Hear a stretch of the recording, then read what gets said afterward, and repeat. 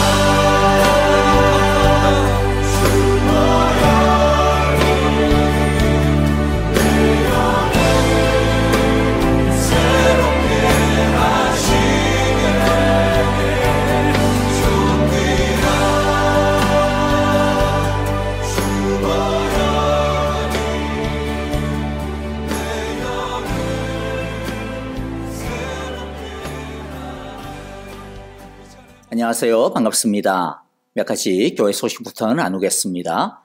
이번 주 화요일 날 21일이 한국으로 추석 한가위입니다. 추석에 인사를 할 때 한국에서는 더도 말고 덜도 말고 한가위만 같아라 이런 말을 많이 쓰지 않습니까? 그것처럼 날마다 일마다 우리 풍성한 하나님의 은혜와 사랑이 우리 사랑의 교회 온 교우들 위해 또 온 가정 위에 추석의 보름달처럼 충만하시기를 기도하고 또 축복합니다. 다음 소식은요. 지난주에 있었던 노예 소식 알려드리겠습니다. 강성한 조희열 집사님께서 장로고시를 치르셨는데요. 출제위원들과 또 면접 보신 목사님들께서 깜짝 놀랄 정도로 유래를 찾아보기 어려운 우수한 성적으로 패스를 했노라 그렇게 제게 또 참 인사를 하시고 또 칭찬을 해주시는 것을 들었습니다. 하나님의 은혜 가운데 이렇게 두 분 모두 패스하시게 되었습니다. 기도해 주신 모든 성도님들께 진심으로 감사를 드리고요. 조만간 아마 이제 10월, 빠르면 10월, 늦어도 11월 초순에는 두 분의 임직식을 거행할 예정입니다. 앞으로도 쭉 이때까지와 같이 초지일관 계속하여서 주님의 교회와 하나님의 나라를 위하여서 더욱더 겸손하시고 또 더욱더 헌신하는 충성스러운 일꾼들로 우리 주님 앞에 세워지고 쓰임받게 되어지기를 성도님들의 많은 사랑과 기도 계속하여 부탁을 드립니다. 마지막으로 자녀가 결혼하는 가정이 있습니다. 구명우 박미자 집사님의 아들 구재찬 형제와 그리고 신부되는 김보라 자매의 결혼식이 다음 주일날 9월 26일에 있습니다. 팬데믹 상황 속에서 넉넉하게 초대하지 못하는 점 성도님들의 넓은 양해를 바랍니다. 위하여 축하해 주시고 또 많은 축복해 주시기를 바랍니다. 이제 우리 하나님의 말씀 같이 읽겠습니다. 오늘 말씀은 시편 23편 2절 말씀을 중심으로 보겠는데요. 우리 동일하게 1절부터 6절까지 한 절씩 저와 여러분들 교독하도록 하겠습니다. 여호와는 나의 목자시니 내게 부족함이 없으리로다. 그가 나를 푸른 풀밭에 누이시며 쉴 만한 물가로 인도하시는도다. 내 영혼을 소생시키시고 자기 이름을 위하여 의의 길로 인도하시는도다. 내가 사망의 음침한 골짜기로 다닐지라도 해를 두려워하지 않을 것은 주께서 나와 함께 하심이라. 주의 지팡이와 막대기가 나를 안위하시나이다. 주께서 내 원수의 목전에서 내게 상을 차려주시고 기름을 내 머리에 부으셨으니 내 잔이 넘치나이다. 내 평생의 선하심과 인자하심이 반드시 나를 따르리니 내가 여호와의 집에 영원히 살리로다. 아멘. 우리 함께 기도하겠습니다. 하나님 아버지, 오늘도 주님의 귀한 이 말씀 속에서 우리에게 들려주시는 생명의 말씀, 능력의 말씀, 하나님의 소망의 말씀을 우리 모두가 듣게 하여 주옵소서.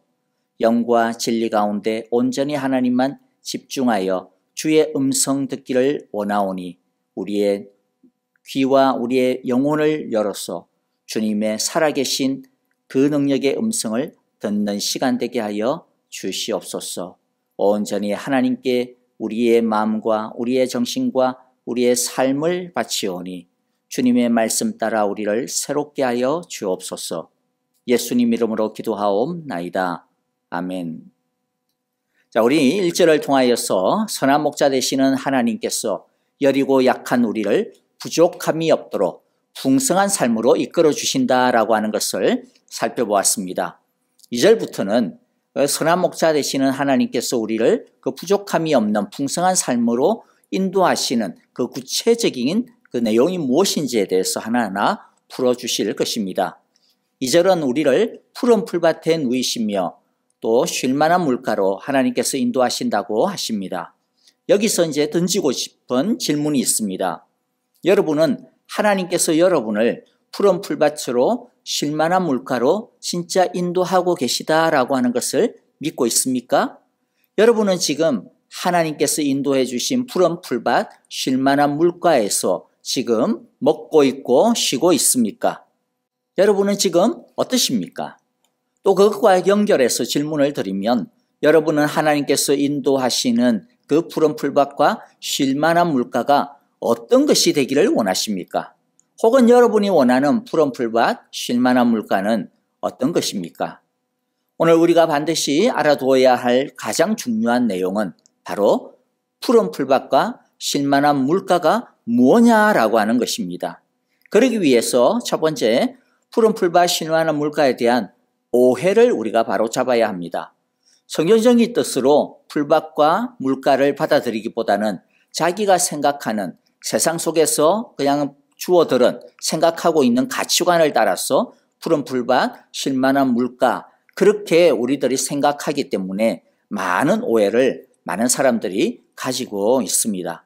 그리고 그러한 오해는 우리의 신앙과 삶에 이 말씀이 힘과 희망을 주기보다는 도리어 우리의 마음을 상하게 하고 또 하나님을 오해하게 만들고 자신의 믿음을 갉아먹고 또 때로는 그 믿음이 파산하게 되기도 합니다. 제가 처음 시작하면서 드렸던 질문, 즉 여러분은 하나님께서 여러분을 푸른 풀밭으로 쉴만한 물가로 인도하고 계십니까? 계시다고 믿습니까? 여러분은 지금 하나님의 그 푸른 풀밭과 쉴만한 물가에서 먹고 있으며 또 쉬고 있습니까? 살고 있습니까? 라고 하는 이 질문에 대하여서 사실 대다수의 많은 사람들이 크리스찬조차도 아니요, 난 아닌데요 라고 고개를 절레절레 흔드는 경우가 많은데요. 여러분, 그 이유는 무엇일까요?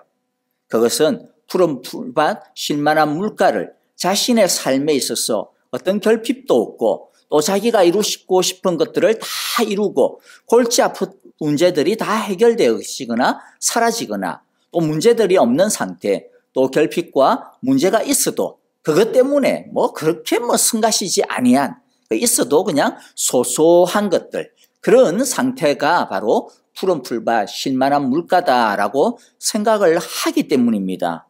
여러분은 왜 사람들이, 아니 사실 우리 믿는 사람들도 예외가 아닌데요. 자, 우리들은 왜 푸른 풀밭, 쉴만한 물가를 이 세상의 것들, 물질적인 풍요함이나 또 성공 또는 건강이나 장수와 같은 이와 같은 것들이 채워진 상태라고 생각하게 되는 것일까요? 왜냐하면 빵으로 대표되어지는 물질적인 풍요가 인생에 있어서 가장 중요하다라고 우리가 믿고 있기 때문입니다. 근데 오해하지 마시기 바랍니다. 빵이라든지 이 세상적인 것들이 필요 없다, 그런 것을 그렇게 말하는 것이 아닙니다. 하나님도 그런 식의 무소유를 결코 주장하신 적이 없습니다. 문제는 빵이면 다 된다라는 것이죠. 돈이면 다 된다, 성공이면 다 된다, 문제가 다 사라지면 그것으로 됐다라고 하는 생각과 또 삶의 자세를 말하는 것입니다. 물질적으로 풍요로워야만 내가 행복할 수 있다, 문제가 해결되어야만 내가 행복할 수 있다, 원하는 것을 얻고 이루어야만 행복할 수 있다 라고 하는 이런 이 땅의 것이 행복과 풍요를 위한 절대적인 요소라고 생각을 하고, 또 그래서 거기에 온 삶을 거는 것이 문제요, 착각이라는 것입니다. 그런데 여러분들, 정말로 물질이나 이 세상의 것들이 채워지고 또 문제들이 해결되어지면, 없으시면 행복할 수 있을까요? 그렇게 되면 행복하십니까? 이 질문을 가지고 제 자신을 좀 한번 돌아보았습니다. 제가 대학교를 다닐 때 보면 진짜 완전 시골 촌놈이었습니다. 진짜 시골 촌구석에서 늙으신 부모님들이 그냥 긁어 모아가지고 한 달에, 저도 기억해요, 한 달에 12만 원을 보내주셨어요. 그게 작은 돈이 아니었거든요. 시골에서는 정말로 큰 돈이었습니다. 그것도 구하지 못해가지고 정말로 우리 부모님 정말 고생 많이 하셨어요. 그걸 가지고 하숙비 한 달에 9만 5천 원, 원래는 12만 원이었는데 그것도 좀 깎아가지고 9만 5천 원 냈습니다. 엄청나게 깎았죠, 사실은. 그리고 약 2만 5천 원 정도를 가지고 한 달을 갖다가 살아야 했습니다. 그 용돈에서 11조 내고 또 그 용돈의 10%는 성교 헌금해야 되겠다, 또 이런 또 좀 하여튼 기특한 각오를 해서 10% 항상 냈습니다. 그러다 보니까 버스비 아까워가지고요, 제가 외대에 다녔는데 이문동에서 종로 강화문까지 거의 1시간 30분 넘게 걸리더라고요. 걸어 다녔습니다, 일이 있을 때마다. 그래서 이런 불쌍한 촌놈을 갖다가 불쌍히 여긴 이 교회 같은 학년의 친구가 있었는데요. 이 친구는 사실 교회에 그렇게 잘 나오지는 않았어요. 한 달에 한 번 정도 올까 말까 그런 친구였는데, 그런데 이 친구가 교회에 오게 되면 저하고 꼭 약속을 잡았습니다. 야, 선동아, 이번 주 금요일 날 저녁에 또는 토요일에 종로 서적에서 보자. 또는 아니면 광화문에서 보자. 종로 어디에서 보자. 명동 어디에서 보자. 이렇게 했어요. 왜냐하면 저를 갖다 데리고 그 당시에 꽤 유명한, 그때 경양식집이라 그랬죠. 경양식집에 데려가서 돈가스며 그리고 또 이 함박스테이크 얼마나 그냥 비쌌는데요. 그 함박스테이크를 사주기 위해서 저하고 약속을 꼭 잡았어요. 한 달에 한 번 대부분 그렇게 약속을 잡았는데 그 시간 제가 참 얼마나 기다렸는지 몰라. 이번엔 안 오나? 막 이러면서. 그게 제가 그 당시에 유일하게 누렸던 정말로 호사스러운 시간이었습니다. 시골에서 먹어보지 못한 진짜 만나는 것이었습니다. 그리고 또 제가 이제 신대원에 이제 다닐 때였는데요.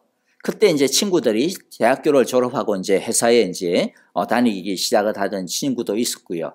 그 중에 한 친구가 신입사원이었는데도 불구하고 꽤 잘 나가는 친구가 있었습니다. 주일 예배를 마치고 몇몇 친구들이 모여서 같이 식사를 하고 교제를 하곤 했었는데 어느 날 이 친구가 자기가 대박이 났다고 그러면서 맛있는 거 사주러 가자. 막 그러면서 이제 친구들 다 데리고 피자를 먹으러 간다는 거예요. 사실 그때까지만 해도요, 저는 피자가 뭔지를 몰랐습니다. 서울에서 무려 6년을 갔다가 보냈는데 피자를 본 적도 없고 먹은 적은 당연히 없고요. 본 적도 없었습니다. 제가 그날 피자를 갖다가 처음 알고 처음 먹었는데요. 세상에 그렇게 맛있는 음식이 이 지구상에 존재하고 있었다라는 걸 제가 정말로 이때까지 먹어본 것 중에 그런 맛이 없었어요. 피자를 처음 베어 먹는 순간요, 진짜 이 천국에서 종소리가 울리는 것 같았어요. 불꽃이 막 터지는 것 같았습니다. 그 뒤로 저의 소원이 뭐였느냐면 피자를 마음껏 원 없이 한번 사 먹어봤으면 좋겠다. 그런 것이었습니다. 자, 그런데 지금 제가 돈가스, 함박스테이크, 피자 어떨까요? 물론 지금도 좋아합니다. 지금은 진짜 얼마든지 사서 먹을 수 있죠. 하지만 이제는요, 그때와 같은 행복감이 없는 것 같아요. 먹으면서 꽤 자주 불평합니다. 오늘 왜 이렇게 피자에 치즈가 별로 없어? 맛이 없어? 이 행복이 변하더라고요. 여러분, 그런데 저만 이렇습니까? 아닐 거예요. 여러분, 우리는 지금 얼마나 풍요롭습니까? 그런데 우리가 잘 살고 있다라고 느끼고 있습니까? 분명히 객관적으로 보면요, 우리 미국에 살고 있는 우리들요, 삼시세끼를 먹을 수 있다면요, 전 세계에서 적어도 10% 안에 드는 부자입니다, 부자. 근데 우리는 행복하다라고 느끼지 못할 때가 더 많습니다. 우리는 이 세상을 살면서 더 풍요로워야 된다라고 하는 우상에 사로잡혀 있기 때문입니다. 그 우상에 사로잡혀 살다 보니까 거기에 목을 매는 한 아무도 만족하지 못하는 겁니다. 우리는 이 부족함이 해결되면 행복해질 수 있을 것이라고 생각하는데 결코 그렇지 못하다라는 것이죠. 우리의 삶의 형편이 업그레이드 되고 또 되고 또 되면 그때마다 행복은 잠깐 찾아오지만은 그 잠깐입니다. 우리는 행복하지 않습니다. 우리는 계속해서 위를 쳐다봅니다. 계속해서 더 이렇게 쳐다봅니다. 그리고 그 더라고 하는 늪에 빠져가지고 허우거립니다. 그리고 우리는 계속해서 옆을 갖다가 쳐다봅니다. 그러면서 다른 사람들은 어떻게 살고 있나? 다른 사람은 쟤는 뭐 가지고 있지? 우리는 끊임없이 경쟁하고 비교합니다. 그런데 그런 비교와 경쟁에 빠지면 만족할 수가 없습니다. 누가 그렇게 말했죠? 아무리 채워도 아무리 이겨도 나는 아직 배고프다. 우리는 그 열정에 환호하고 박수를 보냅니다. 하지만 실상은 그 갈망의 삶의 끝이 무엇인지를 정확하게 말하고 있는 거예요. 아무리 채워도 배고프다. 이것이 바로 세상의 풍요의 우상에 빠지게 되어지는 우리들의 본질인 것입니다. 그러므로 내 삶의 형편이 나아지면 행복해질 것이야. 나의 길핍이 채워지면, 내 문제가 해결되어지면 바로 그것이 하나님이 나를 인도해 주시는 푸른 풀밭, 쉴만한 물가일 거야 라고 생각하는 것은 착각이고 오해라는 것입니다. 물질주의와 성공주의의 각도에서 그래서 이 시편 23편을 읽게 되어지면 이 말씀은 결코 어느 누구도 도달할 수 없는 신기루일 뿐입니다. 정리합시다. 쉴만한 물가, 푸른 초장이란 물질의 풍요의 상태, 원하는 것을 다 이루는 상태, 문제가 다 해소되고 해결되어진 상태를 뜻하는 말이 아닙니다. 그런 관점에서, 이 자본주의적인 관점에서 이 구절을 읽게 되어지면 그 사람은 결코 만질 수 없는, 결코 도달할 수 없는 무지개를 끊임없이 쫓아가는 것과 같은 허무함에 낙담하게 될 것입니다. 그러면 자, 이제 오해가 아니라 바른 이해를 가져야 되겠죠. 이 세상의 생각, 내 가치관이 아니라 성경에서 말씀하시는 푸른 풀밭 쉴만한 물가가 무엇인지를 우리가 정확히 알아야겠습니다. 그것은 하나님과 관계를 맺고 하나님의 사랑 안에 거하는 것입니다. 하나님께 가는 것이 푸른 풀밭 쉴만한 물가입니다. 여러분, 양에게 풀과 물은 어떤 것입니까? 없으면 죽는 생존의 본질적인 필수적인 요소입니다. 그러면 인간에게 있어서 가장 본질적이고 필수적인 요소가 무엇일까요? 어디에 진정한 풍요와 평화가 있는 것일까요? 세상은 방금 아까 첫 번째 제가 이야기했듯이 빵으로 대변되어지는 물질의 풍요, 또 성공, 문제를 해결하는 그런 것이 우리의 필수적이다, 성공의 필수적이다, 그렇게 생각한다고 했죠. 그래야 인간답게 제대로 사람 대접을 받으며 살 수 있다, 그렇게 우리 다 생각한다라고 우리가 보았습니다. 하지만 그것이 진짜였습니까? 아닙니다. 착각이었습니다. 가짜였습니다. 성경은 인간에게 있어서 가장 필수적인 것은 빵이 아니라, 빵은 빵인데 그런 우리가 이르는 어떤 이 빵이 아니라 다른 빵이라고 말씀합니다.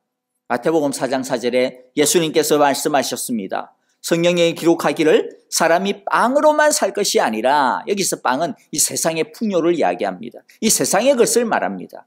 이 세상의 빵으로만 살 것이 아니라 하나님의 입에서 나오는 모든 말씀으로 살 것이다 말씀하셨어요. 그리고 성경은 인간에게 필수적인 물이 있다라고 하는데 그것은 세상이 가져다 주는 물이 아니라 다른 물이 있다라고 하십니다. 요한복음 4장 13절 14절에 보니까 예수님이 이렇게 말씀하십니다. 이 물을 마시는 사람은 다시 목마를 것이다. 우물에서 나오는 물. 근데 그게 우물에서 나오는 물을 말하는 것이 아니고요. 그 상징적인 건데 이 세상으로부터 나오는 이 물들이에요. 세상의 풍요, 세상의 성공, 세상의 이 어떤 힘, 그와 같은 것을 마시는 사람은 또다시 목마를 것이라는 거죠. 그러나 예수님이 주시는 물을 마시는 사람은 영원히 목마르지 아니할 것이다. 내가 주는 물은 그 사람 속에서 영생에 이르게 하는 샘물이 될 것이다. 예수님께서 여인에게 말씀하시는 물은 하나님 자신이고요. 예수님 자신입니다. 한마디로 말해 성경은 인간에게 필수적인 풀과 빵과 물은 하나님이시라고 말씀하고 있는 것이죠. 하나님과 함께하는 것, 하나님과 관계를 맺고 그 사랑 안으로 들어가는 것입니다. 그래서 선하신 목자이신 하나님은 양인 우리를 그 영원하신 풀과 그 다음에 그 샘물로 우리를 인도하신다라고 말씀하시는 것이요. 왜 그렇습니까? 왜 인도해야 할까요? 왜냐하면 우리가 그 하나님의 푸른 풀밭과 물가를 떠났기 때문입니다. 세상의 욕망과 또 세상의 야망이라고 하는 그 풀이 맛있는 풀인 줄 알고 그 길로 자꾸만 가고 있기 때문이죠. 실제로는 독초인데 세상의 성공과 풍요라고 하는 물가에서 맛있게 그냥 막 물을 갖다 마시고 있어요. 그게 진짜 물인 줄 알고. 근데 실제로는 무슨 물이에요? 소금물입니다. 소금물. 그래서 먹을수록 배가 더 아파요. 먹을수록 마실수록 갈증이 없어지기보다는 일시적입니다. 나중에는 다시 더 심한 갈증을 느낄 수밖에 없는 것이죠. 이처럼 푸른 풀밭과 물가를 잃어버린 상태는 물질이 없어진 상태가 아니라 영적인 무지와 빈곤으로 인하여 하나님과의 관계가 깨어지고 하나님이 나에게 아무런 영향을 주지 못하는 바로 그것이 바로 잃어버린 상태인 것입니다. 하나님의 사랑, 하나님의 인정이면 충분한데 그것이 없으니까 끊임없이 다른 것에 목을 메고 다른 것을 추구하는 것입니다. 그런데 이렇게 하나님의 울타리를 벗어난 못된 양, 하나님의 풀밭을 만족하지 못하는 이 악한 양인 우리를 선한 목자 되시는 하나님께서 진짜 푸른 풀밭 쉴만한 물가로 우리를 다시 인도해 주신다고 말씀합니다. 자격 없는 우리를 하나님께서 인도해 주시는 것입니다. 하나님께서 어떻게 우리를 그 푸른 풀밭과 쉴만한 물가로 인도해 주십니까? 요한복음 11장 11절에 보면 선한 목자이신 예수님께서 이렇게 말씀합니다. 선한 목자는 양들을 위하여 자기 목숨을 버린다. 자격이 없는 양들을 위해, 우리를 위해 예수님은 자기 목숨을 버리시기까지 하면서 우리에게 진짜 풀과 물을 주신다라는 것이죠.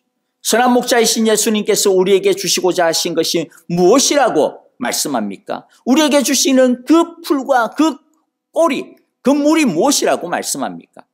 로마서 5장 1절과 2절에 보니까 그러므로 우리는 믿음으로 의롭다 하심을 받았으므로 우리 주 예수 그리스도로 말미암아 하나님과 더불어 평화를 누리고 있습니다.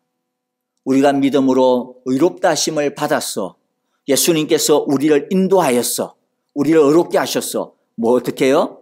하나님과 더불어 평화를 누리고 있습니다. 우리는 또한 그리스도로 말미암아 지금 서 있는 이 은혜의 자리에 믿음으로 나오게 되었으며 하나님의 영광에 이르게 될 소망을 품고 자랑을 합니다. 하나님과 더불어 평화를 누리고 하나님의 영광에 이르게 되어지는 것, 이것이 바로 선한 목자이신 예수님께서 우리를 이끌어 주시는 푸른 풀밭이요 쉴만한 물가인 것이죠.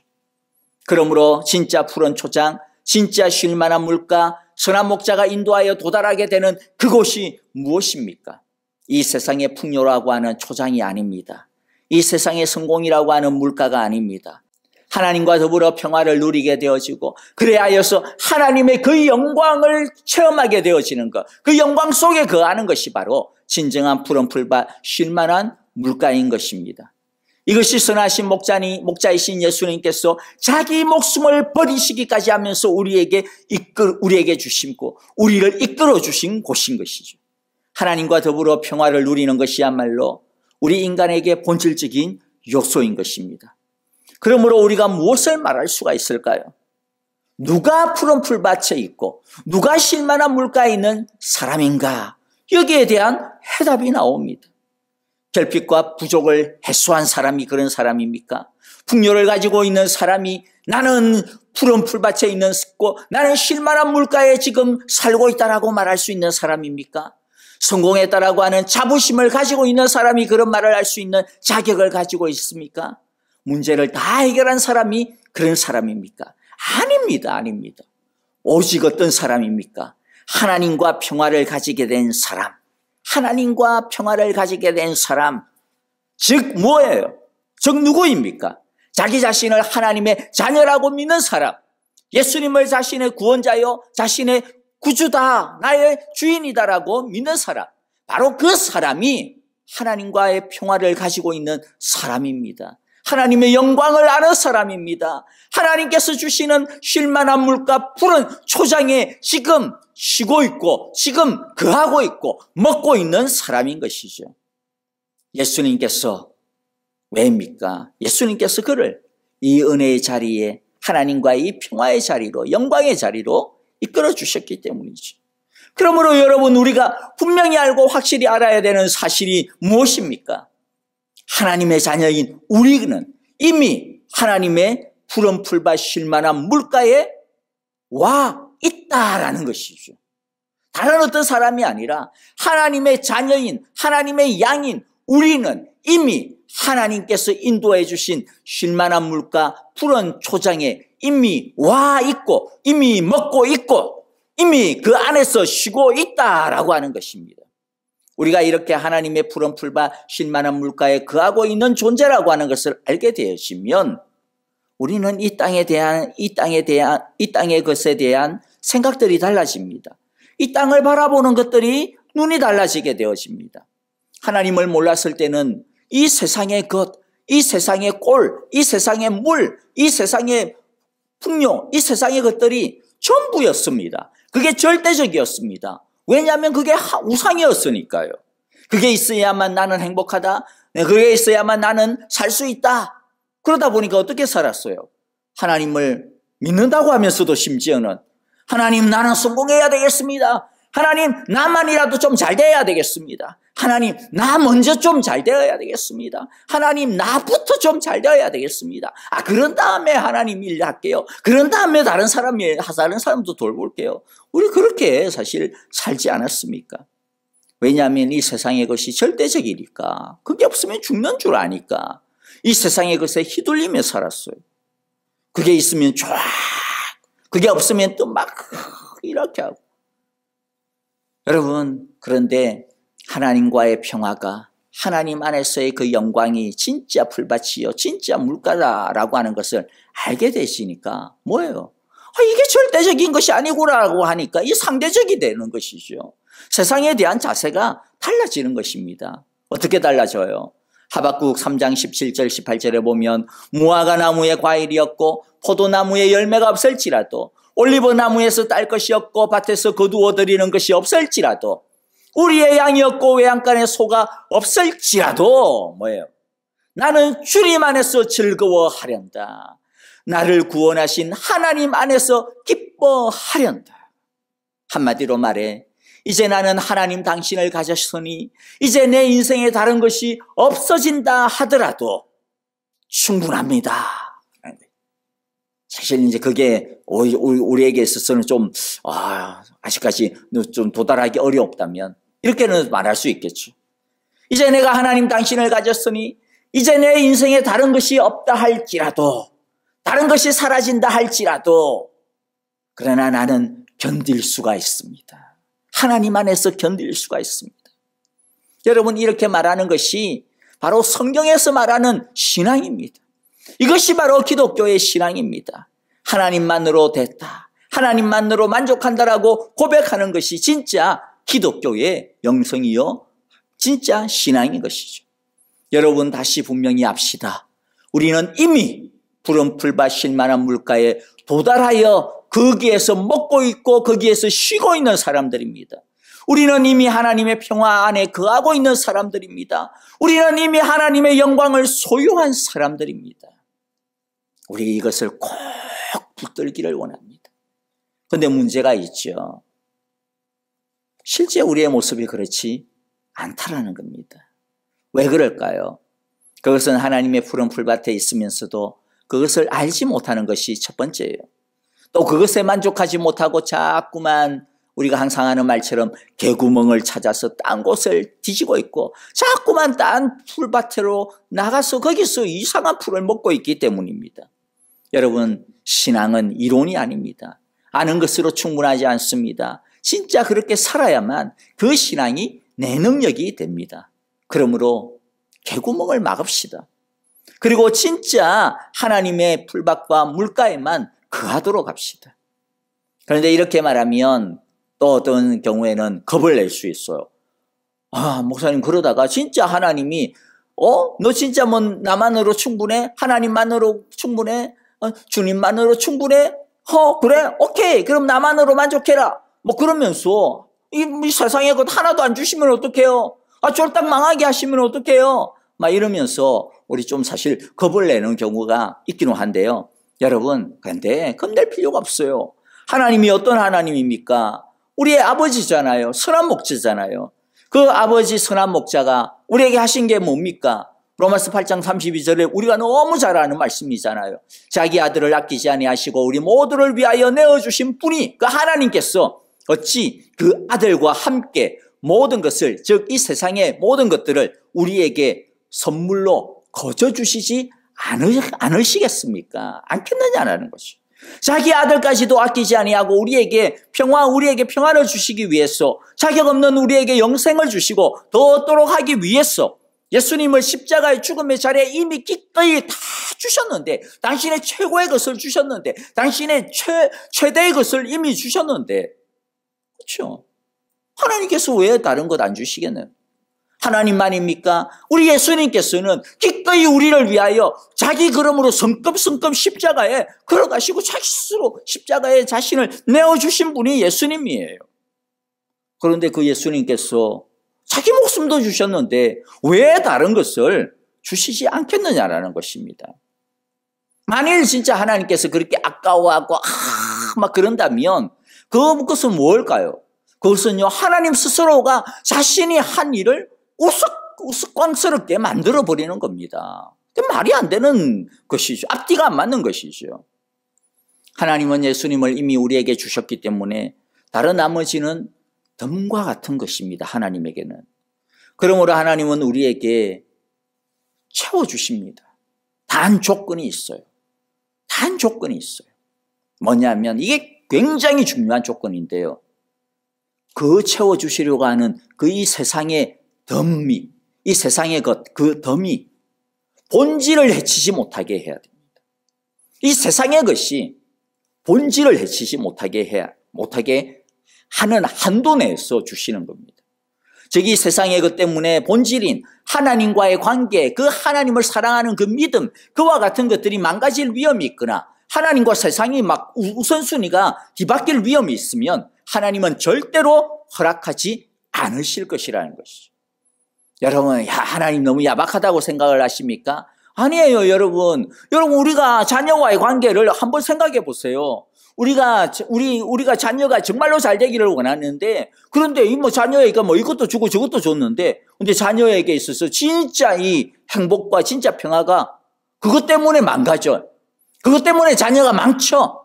그것 때문에 자녀의 이 미래가 완전히 그냥 이 난장판이 되어져. 그럴 위험이 있다면 자녀가 막 달라고 한다고 해서 그냥 막 주겠습니까? 아무도 우리 그렇게 하지 않을 것입니다. 하나님도 마찬가지입니다. 우리에게 있어서 가장 본질적인 것, 가장 중요한 것이 무엇입니까? 하나님 자신이에요.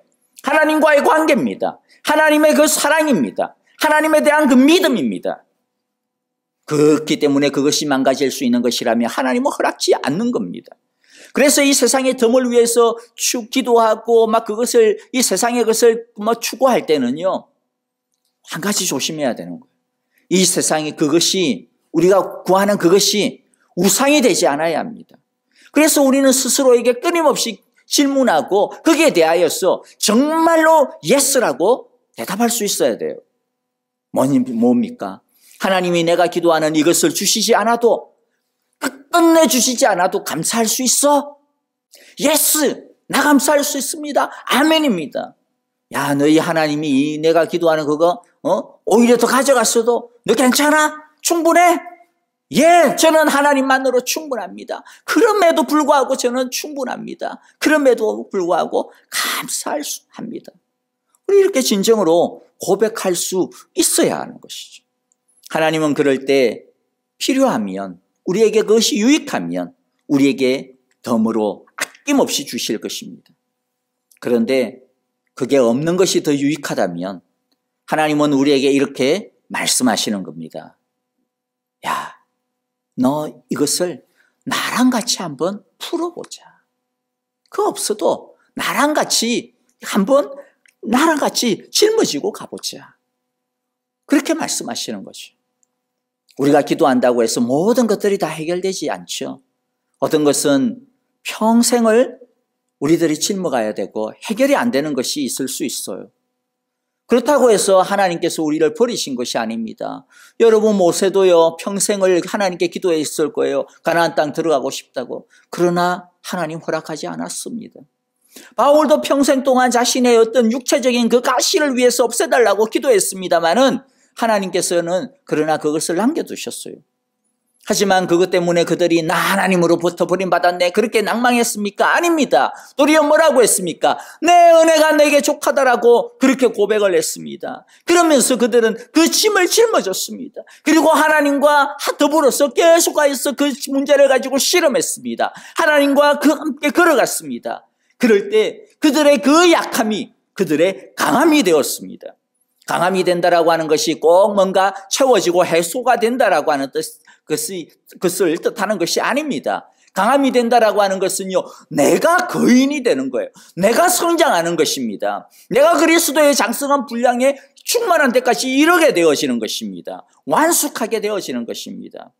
그러므로 뭔가 안 된다라고 해서 자꾸만 짜증만 내고 불평하면 안 됩니다. 원망하면 안 됩니다. 그러면요, 아무것도 되지 않습니다. 자신이 오히려 망가져요. 자신이 오히려 정말로 완전히 그냥 거품밖에 남지 않는 그런 인생이 되어집니다.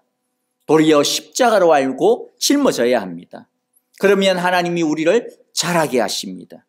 그럴 때 하나님의 풀을 먹게 되고 생수를 마시게 되는 것입니다. 정리합시다. 두 번째 우리가 알아야 되는 진실이 무엇이었습니까? 푸른 풀밭과 맑은 시냇물은 다른 것이 아니다. 하나님과 더불어 평화를 누리는 것, 하나님을 아는 것, 하나님과 관계를 맺고 하나님의 그 사랑 안에 거하는 것, 하나님의 영광을 아는 것이라는 것이었죠. 그러므로 예수 믿는 우리는 이미 하나님의 신선한 풀밭에 그리고 하나님의 시원한 쉴만한 물가에 이미 와 있다라고 하는 것이었습니다. 우리가 이것을 꼭 알고 믿어야 할 것입니다. 이제 마지막으로 그러면 우리는 어떻게 여기에서 먹고 마실 것인가 라고 하는 것을 간단하게 정리하고 마무리하도록 하겠습니다. 어떻게 하면 우리는 하나님과의 관계를 더욱더 깊이 하며 하나님과 평화를 더 진하게 누리며 하나님과 더 깊은 사랑을 누리며 하나님의 그 영광을 누리고 살까? 어떻게 하면 우리가 그 풀밭에 그냥 와 있는 것이 아니라 그 쉴만한 물가에 그냥 와 있는 것이 아니라 정말로 그 꼴을 풍성하게 먹고 그 물을 시원하게 매일매일 마실 수 있을까라고 하는 그것이죠. 와 있는 것만으로 충분하지 않지 않습니까? 제대로 먹고 꾸준하게 제대로 마셔야지. 그런데 하나님의 풀, 하나님의 빵이 무엇이었습니까? 아까 우리 살펴봤죠. 마태복음 4장 4절입니다. 다시 봅시다. 예수님께서 말씀하셨다. 성경에 기록하기를 사람이 빵으로만 살 것이 아니라 하나님의 입에서 나오는 모든 말씀으로 살 것이다. 하나님이 인도하신 초장에서 하나님의 풀을 먹는다라고 하는 것은 곧 뭐예요? 하나님의 말씀을 먹는 것이구나 라는 것이죠. 여러분, 건강을 위한 최고의 비결이 뭡니까? 이것저것 보약 챙겨 먹는 그게 아니에요. 뭐가 보약입니까? 밥이 보약이라 그랬어요. 밥이 보약. 밥을 갖다가 제때에 먹는 것이, 알맞게 먹는 것이, 꾸준히 먹는 것이, 그게 보약이죠.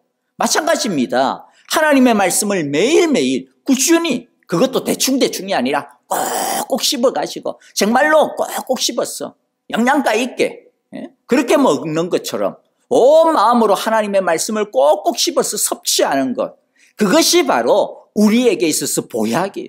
그것으로 충분한 것입니다. 또 하나님의 샘물이 무엇이었습니까? 요한복음 4장 12절이었죠. 내가 주는 물을 마시는 사람은 영원히 목마르지 아니할 것이다. 내가 주는 물은 그 사람 속에서 영생에 이르게 하는 샘물이 될 것이다.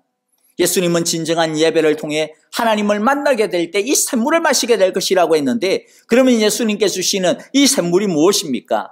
요한복음 7장 37절에서 39절에 보니까 예수님께서 이렇게 큰 소리로 말씀하십니다. 목마른 사람은 다 나에게로 와서 마시라. 나를 믿는 사람은 성경이 말한 것과 같이 그의 배에서 생수가 강물처럼 흘러나올 것이다. 그런데 그 생수가 무엇입니까? 바로 성령이다 말씀하십니다. 그래서 우리는 그냥 예배가 아닙니다. 그냥 대충 드리는 예배가 아니고 그냥 이 시간에 와서 있는 예배가 아닙니다. 진정으로 참되게 하나님을 예배할 때 이 성령을 생수로 받아 마시게 되어지는 것이죠. 그러므로 여러분, 참된 예배를 드리는 것이 성공해야 되는 것입니다. 진정한 예배를 드려야죠. 여러분, 우리가 참된 예배를 드리기 위해 무엇을 해야 될까요?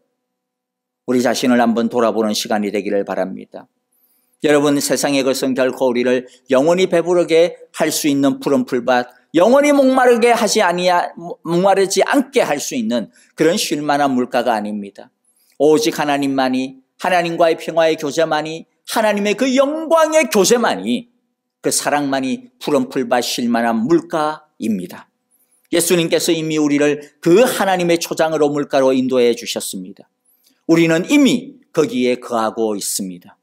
그러므로 더 이상 개구멍으로 나가지 맙시다. 개구멍이 있다면 막읍시다.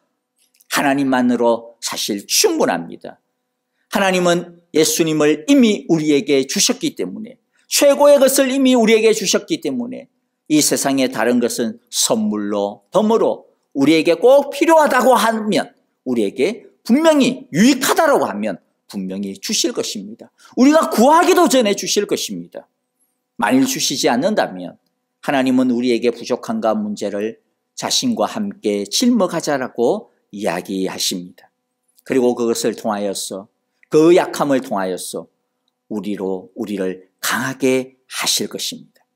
그러기 위해서는 매일매일 꾸준히 하나님의 풀인 하나님의 말씀을 먹어야 합니다. 하나님의 영원한 생수인 성령을 마시기 위해서 우리는 매일매일 참되고 신령하고 진정한 예배를 드려야 합니다. 우리 모두 하나님의 말씀과 성령으로 세상을 이기는 힘을 얻고 어떠한 풍랑도 헤쳐나가는 평안을 누릴 수 있게 되기를 간절히 기도하고 축복합니다. 아멘. 하나님 아버지, 우리를 하나님의 쉴만한 물과 푸른 초장으로 인도하여 주심을 감사합니다.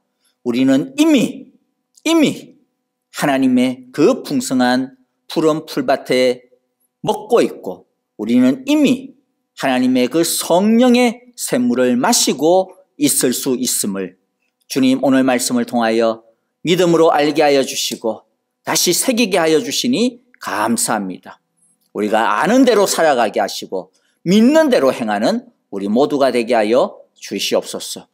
그리하여 세상의 것에 하여 좌우되어지는 삶이 아니라 세상을 좌우하는 삶, 하나님의 능력으로 살아가는 하나님의 복된 인생들이 다 되게 하여 주시옵소서.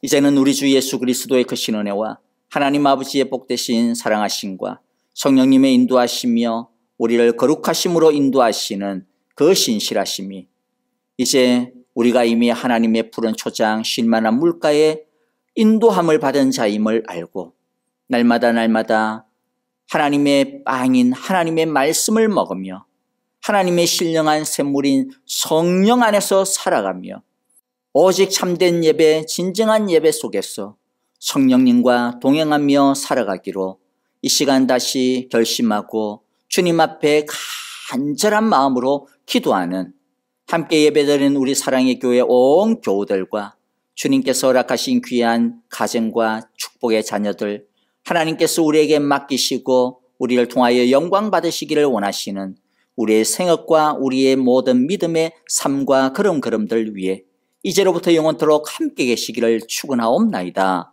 아멘.